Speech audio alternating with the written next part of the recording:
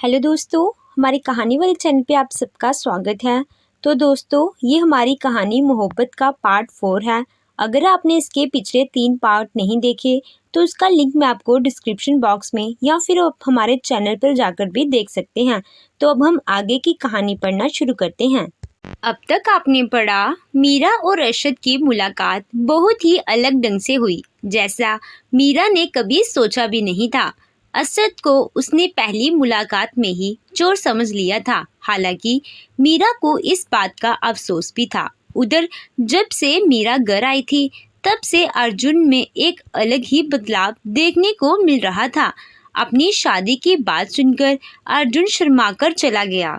मीरा और अरशद की तकरार कहानी कौन सा मोड़ लाएगी, जानने के लिए पढ़ते हैं आगे। ऊपर खड़ा अरशद अंगड़ाई ले रहा था। जैसे ही उसकी नजर मीरा पर पड़ी, उसने पाया कि मीरा उसे ही देख रही है।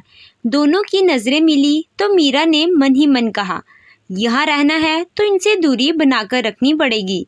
वही ऊपर खड़ा अरशद मीरा को देखते हुए सोच रहा था, तुम इस घर में ज्यादा दिन की मेहमान नहीं हो मिस जेम्स वार्ड। मीरा मुस्कुराई तो अरशद उसे इग्नोर करके वहां से चला गया। सड़ू कहीं का, मीरा ने कहा और अपना दुपट्टा बदलने की सीढ़ियों की तरफ बढ़ गई। दूसरा दुपट्टा लेकर मीरा नीचे आई।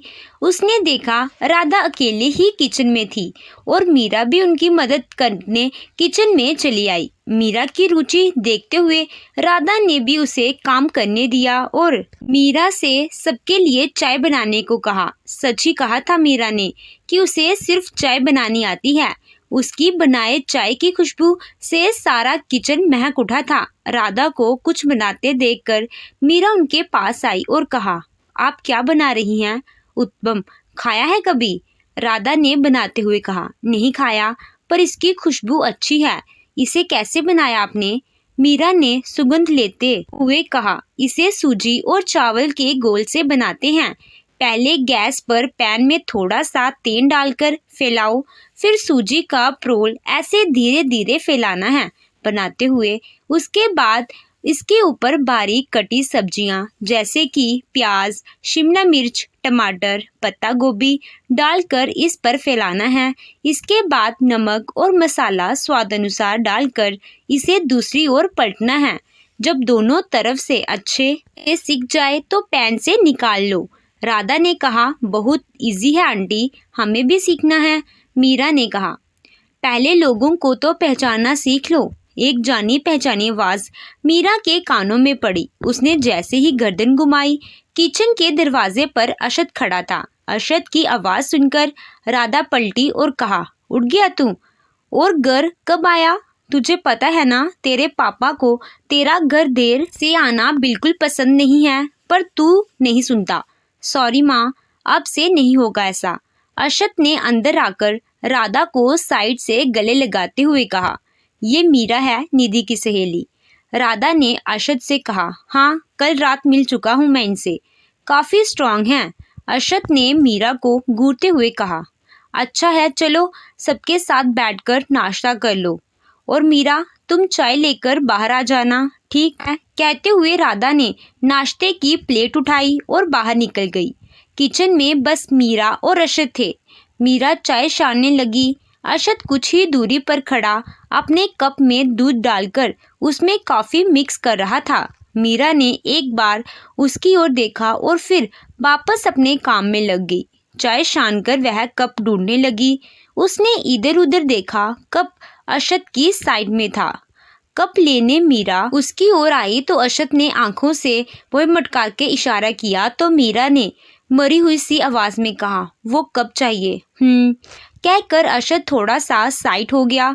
मीरा ने कप उठाए और जैसे ही साइड हुई, अरशद को देखकर उसके हाथ से कप छूट गए, लेकिन कप नीचे गिरते इससे पहले ही अरशद ने उन्हें अपने दोनों हाथों में कैच कर लिया। मीरा की जान में जान आई तो उसने कहा, थैंक यू। अरशद ने अगले ही पल दोनों कप नीचे गिरा दिए। मीरा डर गई, उसे समझ नहीं आया क्या करे। गिरने की आवाज सुनकर राधा अंदर आई और कहा, क्या हुआ? कुछ गिरने की आवाज आई? माँ, वो इनके हाथों से कप छूट गए और टूट भी गए। अशत ने मासूम बनते हुए कहा, जबकि सच तो कुछ और था। मीरा क्या कहती? अगर कहती भी तो कौन भरोसा करता? उसकी रोनी सूरत देखकर राधा ने बड़े प्यार से कहा, कोई बात नहीं, कप और आ जाएंगे, तुम नाश्ते के लिए चलो, चाय मैं ले आती हूँ। सुना तुमने, माँ ने कहा है कप और आ जाएंगे। अशत ने मीरा से कहा। मीरा ने राधा से कहा और जैसे ही जाने लगी, अशत ने अपना कप उठाया और उसके पास से गुजरते हुए कहा, I just hate, thank you. इतना कहकर वह वहां से निकल गया और मीरा मन ही मन उसे कोसते हुए बाहर चली आई। बाहर डाइनिंग टेबल पर सभी मौजूद थे। मीरा भी आकर चुपचाप निधि के बगल में बैठ गई। नींद ठीक से आ गई थी ना मीरा? दादी माँ ने पूछा। जी, मीरा ने नजरें झुकाए हुए कहा, क्योंकि मीरा के बिल्कुल सामने दादी की बगल में अशत बैठा था। वह फिर से किसी मुसीबत में बिल्कुल नहीं फंसना चाहती थी। तभी दादू ने कहा, और छोटे जनाब, आज तुम नाश्ते के टेबल पर क्या कर रहे हो? आज से पहले तो कभी नहीं देखा तुम्हें यहाँ। अशत दादाजी का ताना समझ चुका था, क्योंकि इससे पहले ना तो वो कभी इतनी जल्दी उठा था, ना ही नाश्ते के लिए नीचे आया था। रघु अक्सर उसका नाश्ता ऊपर लेकर जाता था। कम ऑन दादू, आज जल्दी उठा तो सोचा सबके साथ नाश्ता कर लूं। अरे बेटा, आज क्यों? रोज आया करो, परिवार के साथ बैठकर खाने का अपना ही मजा है, डीजे ने कहा। राधा सबके लिए चाय ले आई। उसने अशत को छोड़कर सबको चाय दी और सबकी प्लेट में नाश्ता परोस कर खुद भी चाय लेकर बैठ गई। दादू ने जैसे ही एक घुट भरा, कहा, वाह, आज की चाय बहुत स्वादिष्ट है, सच में पीते ही मन खुश हो गया। आज चाय मैंने नहीं बल्कि मीरा ने बनाई है, ये इसके हाथों का जादू है, राधा ने मुस्कुराते हुए कहा। जैसे ही सबने सुना चाय आज मीरा ने बनाई है, तो सब चाय पीते हुए मीरा की तारीफ करने लगे। अर्जुन ने तो फटाफट अपनी चाय खत्म भी कर दी और कहा, माँ, मुझे एक कप चाय और चाहिए। राधा ने सुना तो हैरानी से अर्जुन की ओर देखा और फिर उसे एक कप चाय और दे दी। अशत बैठा बैठा अर्जुन को घूर रहा था। तभी दादी ने कहा, अशत, तुम भी चाय पीकर देखो, बहुत अच्छी बनी है। मैंने अभी नाश्ता करना शुरू नहीं किया है, अशत ने काफ़ी पीते हुए कहा। चाय में नशा होता है, किसने कहा? और मीरा ने तो वैसे भी अच्छी चाय बनाई है। अर्जुन ने कहा, तो आप लोग पियो, मुझे नहीं पसंद। कहते हुए अशत उत्पम खाने लगा। सभी चुपचाप नाश्ता करने लगे। मीरा और निधि नाश्ता करने के बाद उठकर कमरे से अपनी बुक्स और बैग्स ले आई। अर्जुन ने देखा तो कहा, निधि, मैं उधर ही जा रहा हूँ, चलो तुम दोनों को भी छोड़ देता हूँ। आपकी तबीयत ठीक है ना भैया? निधि ने अर्जुन के माथे को हाथ लगाकर कहा। हाँ, क्यों? अर्जुन ने कहा, आज से पहले तो आपने कभी नहीं कहा। निधि, कॉलेज छोड़ देता हूँ, फिर आज अचानक?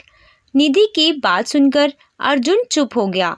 अब बेचारा कैसे कहता कि वो कॉलेज मीरा की वजह से जाना चाहता था।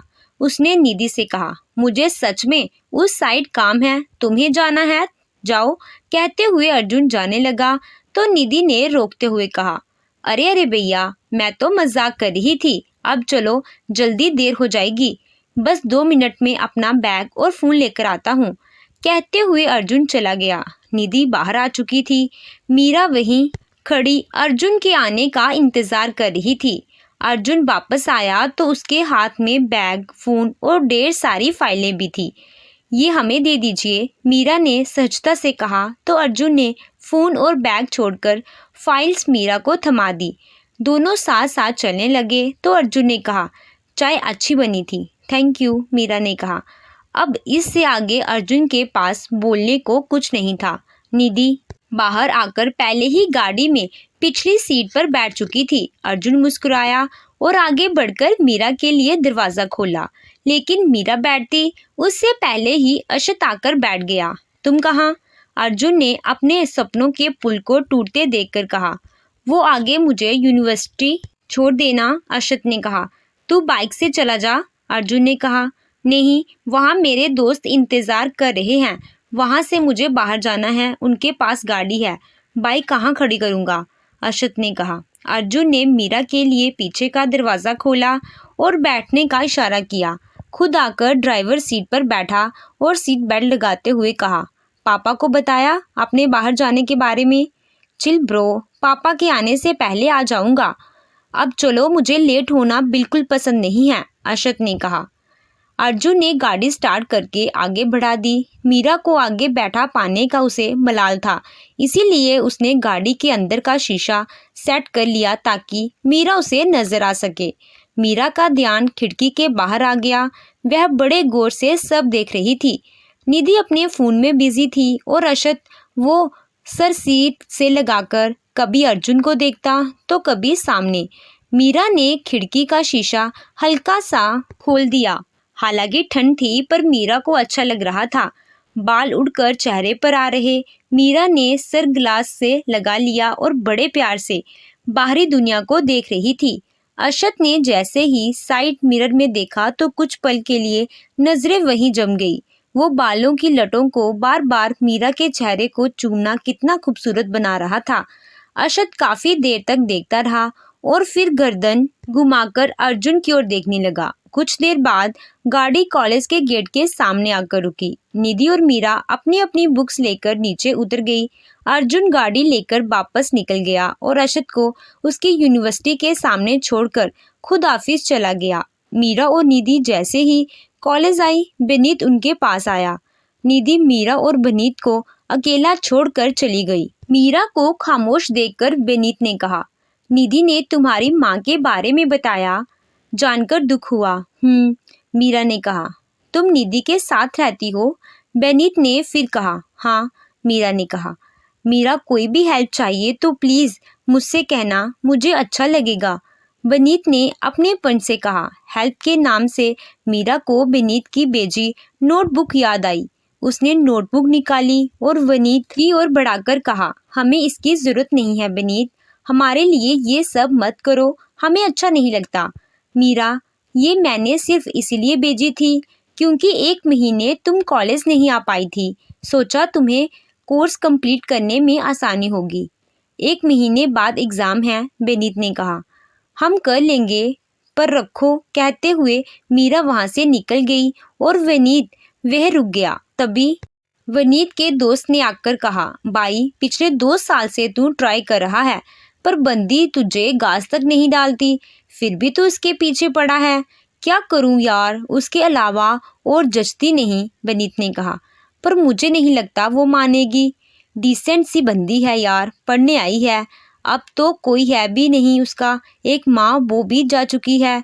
दोस्त ने कहा, मैं हूं ना, मैं संभालूंगा उसे, बस एक बार वो मान जाए।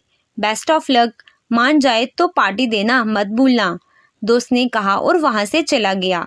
बेनीत अपनी क्लास की ओर बढ़ गया। बेनीत कोई बुरा लड़का नहीं था। जब मीरा पहले साल कॉलेज आई थी तब बाकी लड़कों के साथ साथ बेनीत भी उसे देखता रह गया था। इतनी खूबसूरत लड़की पूरे कॉलेज में नहीं थी।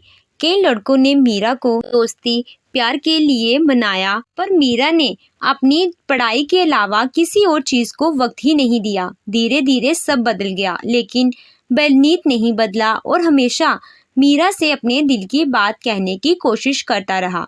क्लास में आकर मीरा अपनी पढ़ाई में लग गई। उसे 1 महीने के रिवीजन के साथ साथ उसे आने वाले फाइनल ईयर के एग्जाम की भी तैयारी करनी थी। कॉलेज खत्म होने के बाद निधि और मीरा घर के लिए निकल गई। इंदौर आने के बाद पहली बार मीरा इन सड़कों पर घूम रही थी। उसे तो जैसे ये सब सपनों जैसा लग रहा था। भूख लगी तो निधि मीरा को लेकर रेस्टोरेंट में चली आई। भीड़ कम थी। निधि ने दोनों के लिए सैंडविच और जूस ऑर्डर किया। वेटर ऑर्डर लेकर चला गया। मीरा को खोया देखकर निधि ने कहा, हे क्या हुआ, क्या सोच रही हो? मीरा, वनीत के बारे में सोच रहे हैं, उसे कैसे कहें कि हमें ये सब पसंद नहीं। निधि, वो तुम्हें लाइक करता है मीरा, पर हमारे मन में उसके लिए कोई फीलिंग्स नहीं है निधि। हम नहीं चाहते कोई हमारे लिए एक तरफा फीलिंग्स रखे। हम किसी को ठेस पहुंचाना नहीं चाहते। निधि, तुम उसके बारे में सोच कर तो देखो, हो सकता है तुम्हारे दिल में उसके लिए जगह हो। मीरा, नहीं निधि, ऐसा नहीं है। अगर ऐसा होता तो हम तुझसे ज़रूर कहते। विनीत अच्छा लड़का है, लेकिन हम उसके लिए कुछ महसूस नहीं करते हैं। निधि, ओके, तुम परेशान मत हो, ज्यादा सोचोगी तो ज्यादा उलझ जाओगी। अच्छा ये बताओ, इस संडे मूवी देखने चलोगी? मीरा, और पढ़ाई? निधि, पढ़ाई पढ़ाई पढ़ाई, इसके अलावा भी एक दुनिया है मीरा। मीरा, पर हमने तो वो दुनिया देखी ही नहीं ना। निधि, तो चल ना, मैं दिखाती हूँ, सच्ची बहुत मजा आएगा तुम्हें। मैं, ती और ऋतु सभी चल रहे हैं, प्लीज चल ना। मीरा, नहीं चल सकती। निधि, अच्छा तुमसे एक बात पूछूं? निधि, तुम हॉस्टल में 2 साल से हो, फिर भी तुमने ये सब नहीं देखा, मतलब तुम हॉस्टल से बाहर कभी नहीं निकली, ऐसा क्यों? मीरा, माँ ने कसम दी थी। निधि, कसम? पर क्यों, और ऐसी कसम कौन देता है? हम नहीं जानते, पर उन्होंने यहाँ आने के लिए ये शर्त रखी थी हमारे सामने। हमें पढ़ना था, इसीलिए हमने उनकी बात मान ली। आज वो हमारे साथ नहीं है, लेकिन इस तरह जाकर उनकी कसम नहीं तोड़ सकती। निधि, अब मैं क्या कहूँ, आंटी ने ऐसा क्यों कहा होगा? तुमने कभी उनसे पूछने की कोशिश नहीं की मीरा? इसके अलावा ऐसे बहुत से सवाल हैं निधि, जो हम माँ से जानना चाहते थे, लेकिन वो सवाल बस सवाल बनकर रह गए, उनका जवाब हमारे पास नहीं है। निधि, कोई बात नहीं, तुम नहीं जानना चाहती तो हम तुम्हें फोर्स नहीं करेंगे। अभी वह बातें कर ही रही थी कि वेटर ऑर्डर लेकर आ गया। दोनों ने सैंडविच खाई और जूस पिया। उसके बाद दोनों घर के लिए निकल गई। घर आकर मीरा ने कपड़े बदले और कुछ देर के लिए लेट गई। निधि के सवाल उसके मन में चलने लगे। आखिर क्यों माँ ने उसे शहर घूमने से मना किया? आखिर क्या रिश्ता रहा होगा उनका इस शहर से? कुछ सवाल सिर्फ सवाल बनकर रह जाते, उनके जवाब क्यों नहीं होते?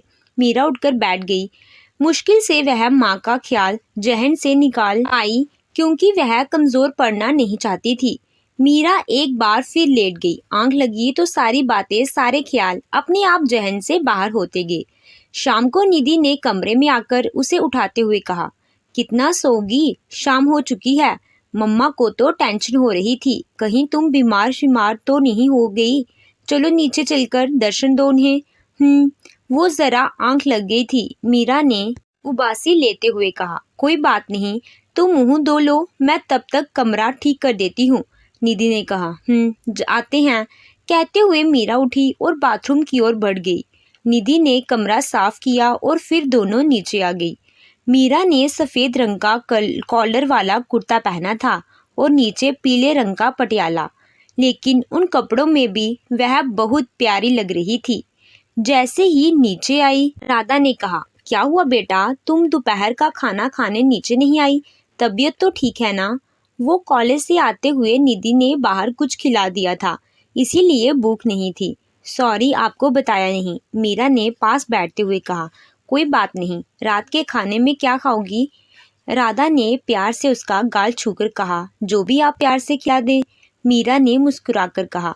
इधर उधर की बातों के बाद रात में भी सभी खाने के टेबल पर जमा थे, बस अपने अशद बाबू ही नहीं थे। विजय ने देखा तो राधा से कहा, अशद कहाँ है? आज तो बाई गया। निधि ने अर्जुन के कान में फुसफुसाते हुए कहा, पापा के गुस्सा होने से पहले ही वो आ जाएगा। अर्जुन ने बिना निधि की ओर देखे कहा, लगी बैठ। निधि ने फिर कहा, ठीक है, लग गई, 500 की। अर्जुन ने कहा। राधा से कोई जवाब नहीं पाकर विजय ने एक बार फिर कहा, राधा मैं कुछ पूछ रहा हूँ। वो आंसू, वो मैं बात हुई थी उससे, वो बाहर बोल लव। राधा ने अटकते हुए कहा, आज फिर वो बाहर गया है? विजय ने घूरते हुए कहा, नहीं वो। राधा कहते कहते रुक गई।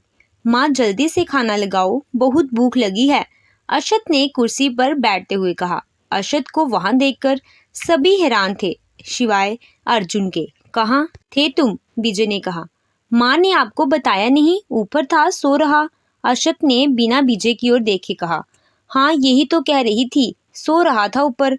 आप सब लोग खाना शुरू कीजिए, ठंडा हो रहा है। कहते हुए राधा भी बैठ गई। सभी खाने लगे, लेकिन मीरा को शक हो रहा था। अशद ने जल्दी से खाना खाया और उठने लगा तो दादी ने बिठाते हुए कहा, ये क्या, सिर्फ एक रोटी? देख कितना दुबला हो गया, चल बैठ और ये 2 परांठे और खा। अरशद ने जैसे ही ना करने के लिए मुंह खोला, विजय ने कहा, खाओ चुपचाप, मरता क्या ना करता। खाने लगा। मीरा को कुछ तो गड़बड़ लग रही थी, लेकिन वो चुपचाप खाना खाती रही। अरशद खाने में इतने नखरे क्यों कर रहा था? आखिर क्या वजह थी? ये तो आगे ही पता चलेगा। तो दोस्तों, अगर आपको कहानी पसंद आ रही है तो प्लीज़ वीडियो को लाइक ज़रूर कीजिएगा। अगर आप हमारे चैनल पे नए हैं तो प्लीज़ चैनल को सब्सक्राइब भी कर लीजिए। Thank you.